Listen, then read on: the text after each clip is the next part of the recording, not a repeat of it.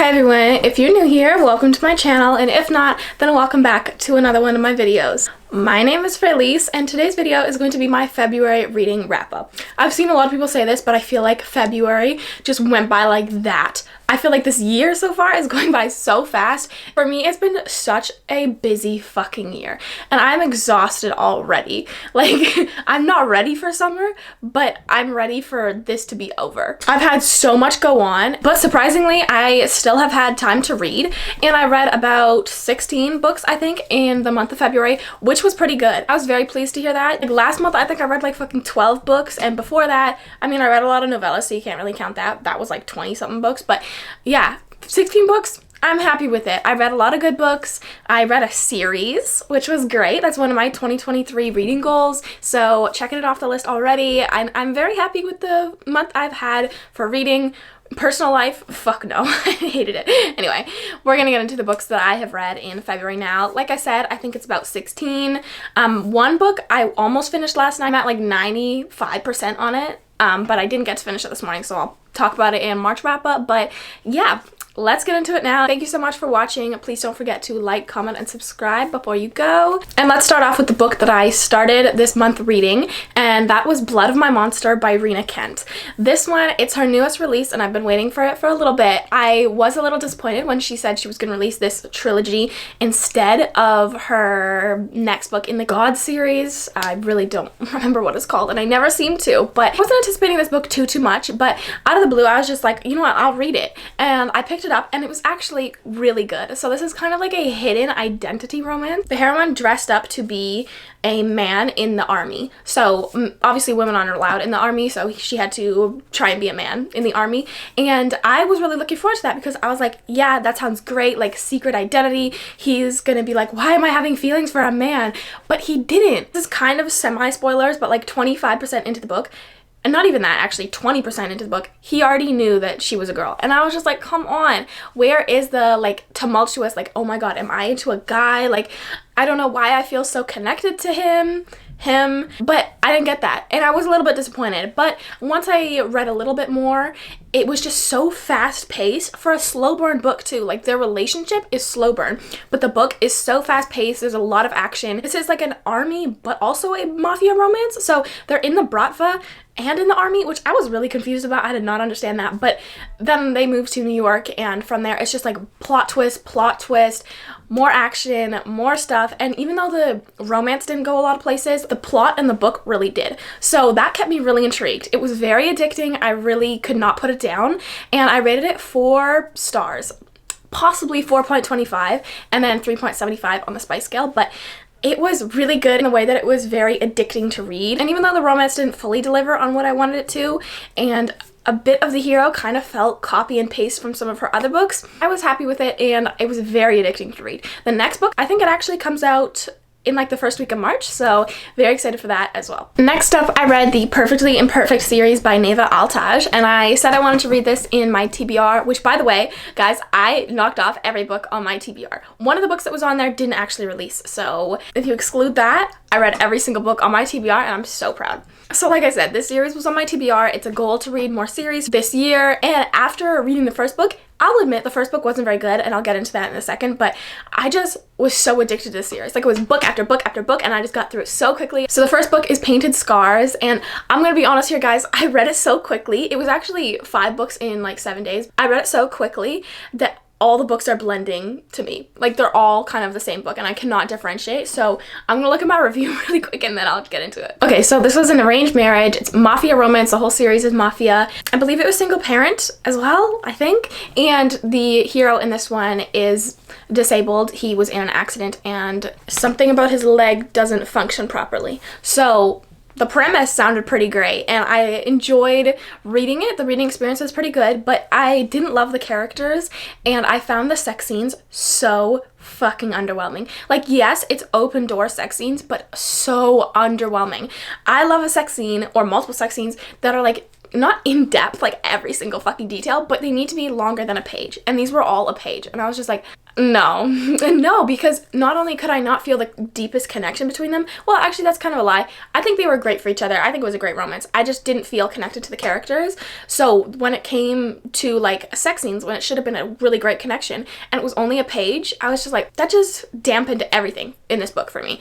I don't know why, but I really didn't enjoy it as much as I wanted to because of those sex scenes being heavily mediocre, and I couldn't connect to the characters as much. I didn't love them. For Painted Scars, I rated it 3.75 stars and 3 on the spice scale. Then for the second one, which is Broken Whispers, this one is a lot better. Where the Pacan had his book in the first book, this is his like right-hand man, and he's a workaholic. Like, let's be for real, this man works so much. Mikhail never takes a moment off the job. It's incredible, honestly. He kind of has this thing for a girl in their city who is a ballerina, and he's kind of been like not really stalking her, but a little bit of stalking her for a while, and then she's brought up in discussions for an arranged marriage between the mafia families, and he's like, I want her. I want her. And everyone's just like, wow, that was shocking. He never says that.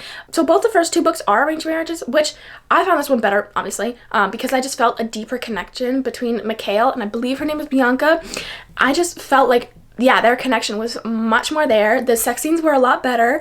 The surprises kind of in this book were great. And this is a mafia series with not too much action. There is a lot of like loving connections in this. And each characters are very much destined for each other. They're perfect together. They also have gone through a lot. Like in the first book, the hero is disabled. The second book, the hero has, well, that's kind of spoilers, I can't really say that, but he's also been through some stuff that has left an impact on him, and he also just can't take a chill pill, so she really helps with that. And yeah, that's another thing I felt really in this series. The characters, they weren't really like unique, but they actually had like actual life events that happened to them, and not just like ones that fit their characters. Like they were, I'm really butchering how I'm saying this, but they were great characters. Let's say it that way. The next one in that series is Hidden Truths, and this is probably my favorite. The hero in this one is super scarred. He's been through so much. He has so many scars. He's very tortured, and he's going through so much. And the heroine is super strong. She's also going through a bit. She's escaping some stuff in her family,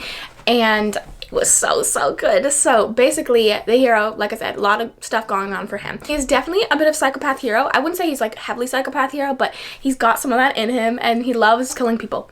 Let's just say that. So he blows up a building and then realizes that this girl is there, and he's like, oh my god, I have to save her because of like his scars and what happened to him in the past. He's just like, I need to save her and I need to take care of her.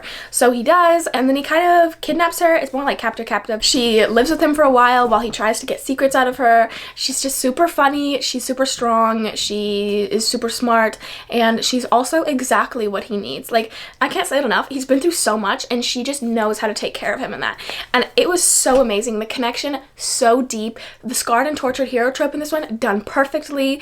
The sex scenes also amazing. The quirky characters that weren't like annoyingly quirky, loved it. This book, it was so good to me. I read it 4.5 stars, and it was so good. But then I read the 4th book, and I really disliked it. It's a age gap. This one is more of an age gap romance. A lot of these are kind of age gaps. There's like 5 years, 8 years, 10 years. But this one I think was like 14 years, and I just had some issues with it. My main one was the heroine and the way that she like shamelessly threw herself at the hero so many times over. Like zero self-respect for herself. She was just like, I want you, and even if you rejected me like 5 times, I'm still gonna throw myself at you. And sometimes that makes for a fun dynamic, sometimes, but when you do it too much, like, girl, just have some self-respect for yourself. I definitely didn't enjoy this as much. The hero also cold, ruthless, like beyond what I like. You know, like I love cold, ruthless. Like this is not affecting me, even though like it really is, you know, that kind of cold and ruthless. But I just feel like he just wanted her for sex, and that was it. Like I didn't see a deep connection in this. It was borderline icky for the age gap. I don't know. Normally I can do age gaps just fine, but this one, it did make me uncomfortable, but I just had a few moments where I was like, really? Wait, what? And also their sex scenes, there was one that was super steamy for some reason, like super steamy. And I feel like the steam level has just gone up in this series, like every book better steam, but this one I just didn't like the couple, so I didn't like the steam. And there was also a few little things in there that I was just like, what? You do what? I rated it at 3.5 stars and then 4 on the spice scale because it was really spicy. And then the last book in the series, the 5th book, Stolen Touches, and this one I don't remember too much about it, but I remember I enjoyed it.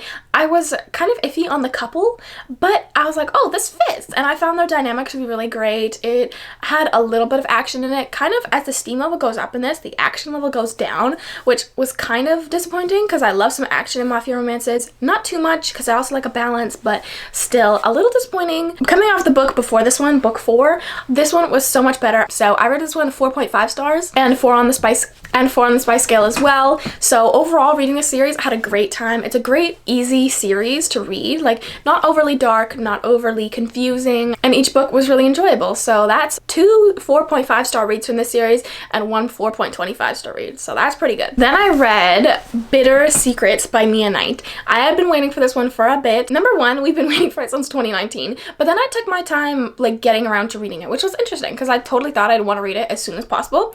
But I waited like a month or so, which was shocking. But I read this and I actually really enjoyed it. So I tried to stay away from spoilers a lot for this book because it is the second book in a series. The first book is Bitter Heat, and that was super great. And then Bitter Secrets comes second, and it follows the same couple, so it's not something you can read as a standalone. But yeah, this book, it's a continuation of Jasmine and Roth's story, and their relationship is the epitome of toxic and like, yeah, toxic. So I really enjoyed the first book. Hate to say it, I really enjoyed it. It was like amazing. And the second one, like I said, stayed away from spoilers.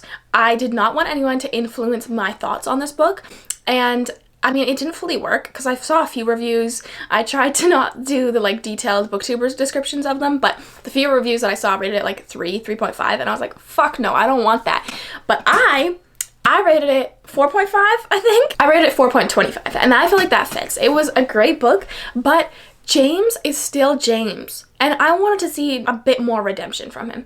Not really actually redemption, but just like I wanted him to change his ways a little bit more to become a better man, a better husband, a better like everything. He's obviously very infuriating. That's just his character. He's an anti-hero to the max, but I really needed him to be a bit more changed. For like the 400 pages that this was, he needed to change a little bit, but he didn't. He was just his typical Roth self, and that kind of brought the book down a little bit. It would have been a higher rating, but that being said, I still enjoyed their fucked up, toxic ways. The book is kind of repetitive, that's for sure, but I really enjoyed it because I really enjoyed the characters. And if you didn't enjoy the characters in the first book, then you're not going to want to read this because apparently it's becoming a series. It always said the same series, but I kind of expected her to like elaborate different characters in the book, but she didn't. So it's a series. Apparently there's going to be 4 or 5 books, and I don't know how I feel about that, but I will probably read the next one when it comes out. I just need to see some fucking character development from Roth. He can't stay the same he has been like the entire book. It's infuriating, seriously. But that being said, I really enjoyed it. So 4.25 stars and then like 3.75 on the spice scale. Then I read When She Unravels by Gabrielle Sands, and this was a mafia romance set in Ibiza. And I was like, oh, that's unique. That sounds exciting. So the first book, I really enjoyed it. The heroine is running from something. The hero is a local mafia boss, and they just get entangled in each other's web, and I thought it was super fun. So it's boss-employee, forced proximity, and that part was really, really good. But then it kind of suddenly like changed pathways or changed direction and became something pretty different. And so that I didn't really love. I kind of wish we had stayed in that direction, but I do think that this couple was a great power team. He is really strong, and even though she's running from some things and has a bit of a past, she is definitely fit to like rule by his side, and he recognizes that too. He's like, if we get married, you're gonna be right by my side making the same decisions I do. And she's just like, yeah, I can do that. And you see that in the next book, which I also read. I'll talk about that in a minute. But yeah, they definitely are a power dynamic couple, and I enjoyed it. I gave it 4 stars and 3.75 on the spice scale. I felt like it was lacking a few things, and it didn't really go in the direction I wanted it to, but I still had a fun time reading it. When She Tempts is the second book in this world. It's not really a series. It's kind of like connected standalones, but this follows the hero from book 1's sister, and their family's in danger, so he asks a close friend men to like take her away and keep her safe. So they're like holed up in this remote location in the countryside of Italy, and they're forced to be together because he has to keep a really close eye on her. And it was very interesting. The forced proximity was pretty great. I enjoyed that. It's definitely like, I want you, but I can't. Like, I can't touch you. And that part I enjoyed, but there was some stuff in here that I couldn't really get with, and it was a lot to do with the plot and the action of this. The characters themselves were pretty good. It was pretty slow for some reason, and it was a pretty big book. It was like 400 pages, maybe a bit more, and nothing really happened in the first bit, so I was a bit bored. It was pretty meh to me. There was some parts that I did enjoy in it, and it's also an age gap. I think there's like 10-12 years in between them. That was nice. I enjoyed the age gap part, but other than that, it was a little bit meh, and I rated it 3 stars and then 3.75 on the spice scale. Then I DNF'd The Auction by Maggie Cole. I really wanted to give this one a shot, but it was too focused on BDSM for me. Like, the whole book was surrounded by BDSM, and I really thought I could like the heroine in this one. I think her name's like Blakely, I believe, and she's a singer, and I was like, oh, that's exciting. I really like that. But she gets herself in the web of the hero, who is actually her father's like a business partner, but like ex-business partner, and the setup could have been really great, but it was so focused around BDSM, and it was like super BDSM. Like, I can't say that enough. I love spice scenes, right? I love going outside of the box, but I don't like it to be extremely controlled. He literally said to her, like, you ask me if you can wear this before you wear this, and I'm just like, every day, sir? Like, literally when she's wearing pajamas, like, she's gotta ask you. And yeah, it was super controlling to me. I didn't love that part. The sex scenes were really hot, but the overall controlled environment just didn't do it for me. And I feel like I could have enjoyed the characters, but I didn't want to stick around long enough to see, so I DNF'd at about 20%. Then I read Mile High by Liz Tomford. Guys, I'm literally in my contemporary sports era. Like, why the fuck was I reading this, right? Like, the past books have been dark romance. This is a contemporary ass book. It's also a thick ass book. Like, guys, it was, I think, 500 pages, and that was shocking to me, but I really enjoyed it. And I can't believe I'm saying that, because like months ago I would have been like, girl, why the fuck are you reading contemporary and why are you enjoying it? But I'm evolving, right? I'm changing a little bit, and contemporary books are kind of doing it for me right now. Also, I'm running out of books to fucking read, so I have to broaden my scope of what books I want to read, and this is one of them. It sounded like the premise was fun, and it was, in fact, very fun. It follows an NHL hockey team, and if you know me, I am a huge hockey fan. I know I live in BC, but my favorite team is actually the Edmonton Oilers. You've probably seen me wear an Oilers hat in a few of my videos, but yeah, huge Oilers fan. My family's from Alberta, that's why. A few people in my family are also big hockey fans, so I know it pretty well, and I was like, you know what, a hockey romance, let's do it. I was also watching a hockey game while I was reading this, and it hit pretty good. So this is a relationship between a flight attendant and a guy from the hockey team, and the chemistry and the tension between that, guys, it was so fucking good, because she's flying with his team every single game they're like leaving home, right? So when you fly to an away game, she's on that plane, he's there, and the way that he was just like so incessant that he like wanted to hang out with her, it was amazing. He really had that determination, and it was so cute. It had a lot of like tension-filled moments, and a lot of moments where you could be like sitting in bed kicking your feet, you know, like it was those kind of moments, and I had a fun time reading it. The hero in this is like a reformed playboy,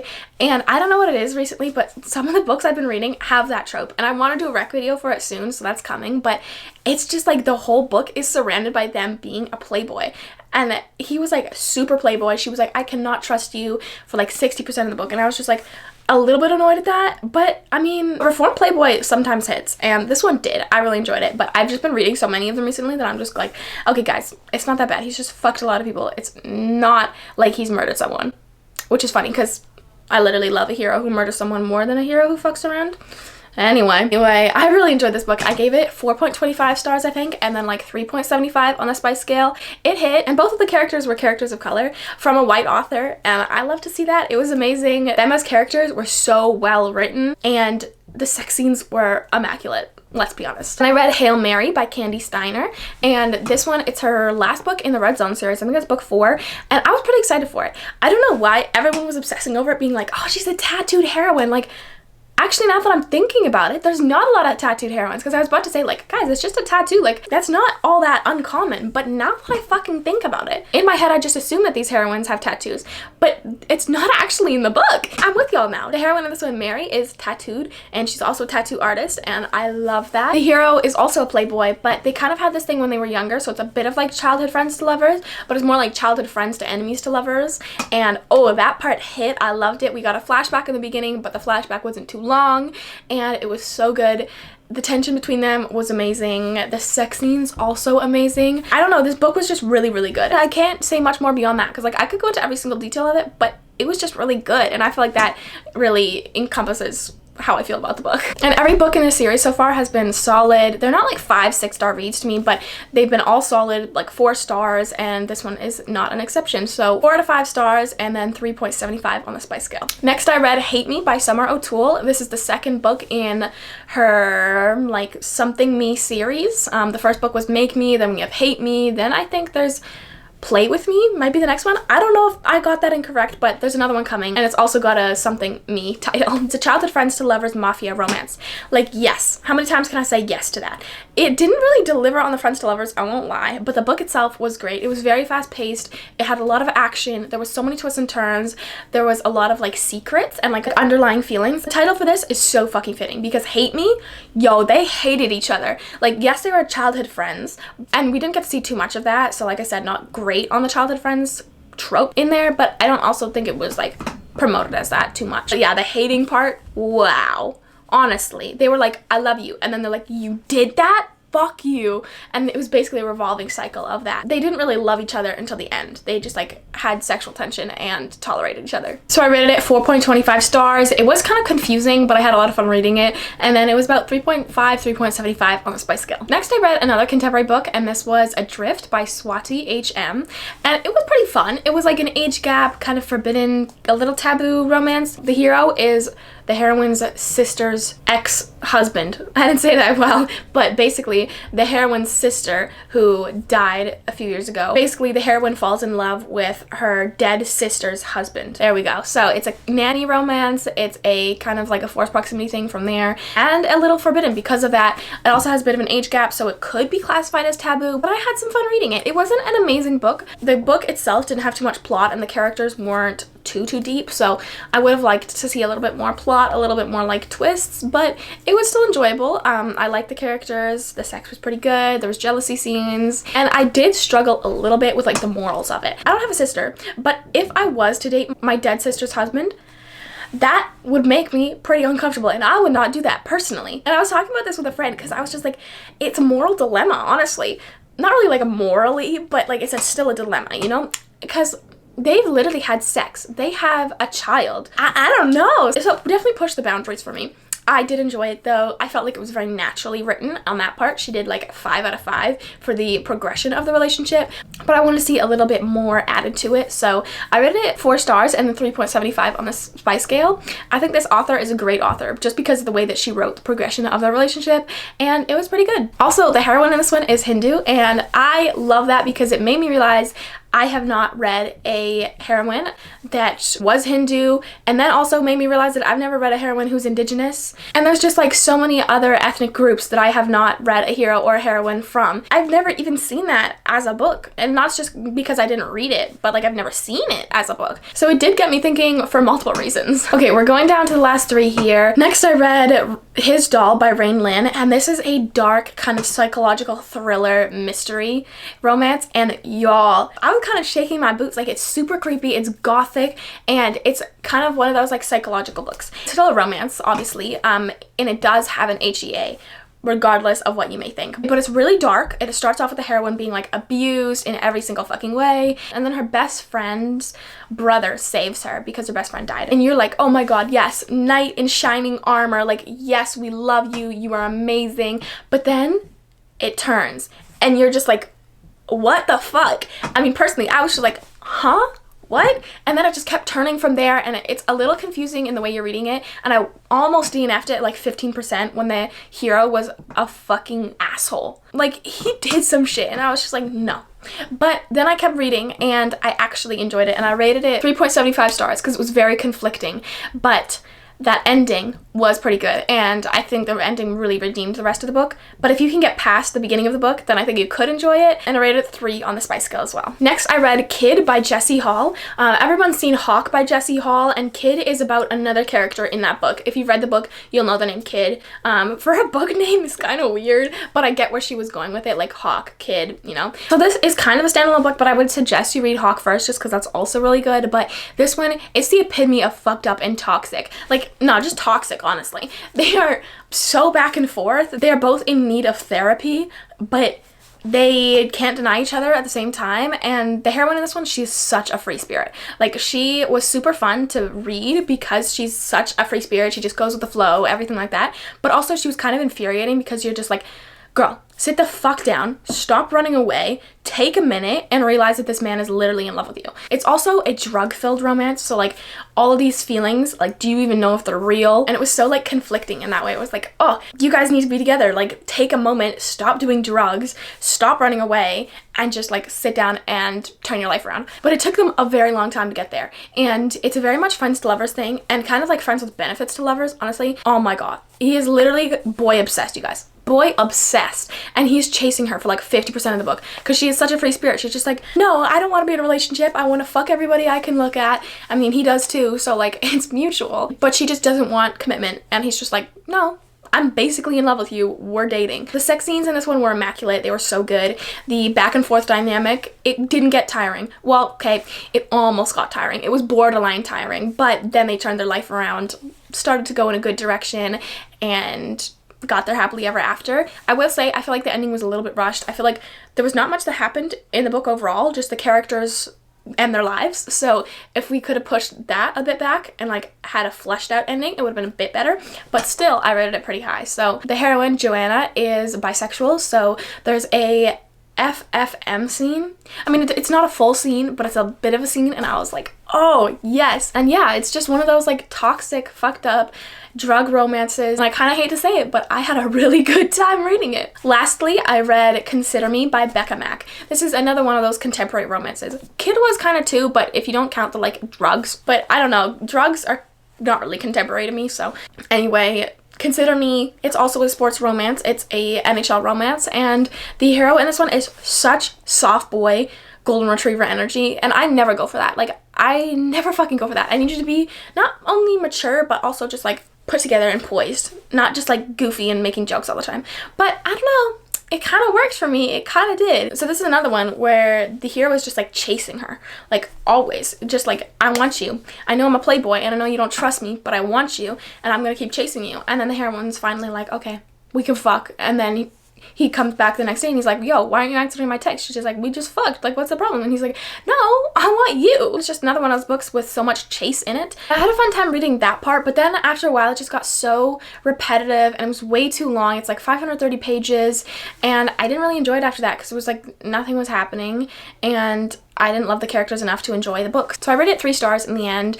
The beginning was much better than the rest, and I wanted to rate it higher, but I couldn't. So yeah, 3 stars and then like 3.5 on the spice scale. It was a sad book to end off the month with, but I'm currently reading another mafia romance that I think will be pretty good. So obviously talk about that one in my March wrap up. Thank you guys so much for watching. I feel like this was a bit of a long video, but these were a lot of books that I had to get through, and it was a pretty good reading month. So I hope you guys found a new book to put on your TBR. Also, I hope you enjoyed hearing my thoughts on it. And yeah, I hope you guys had a great February reading month. As always, my links are down in the description. You can find my Goodreads, my Instagram, my email, all that. Thank you guys so much for watching, and I'll see you in my next video very soon.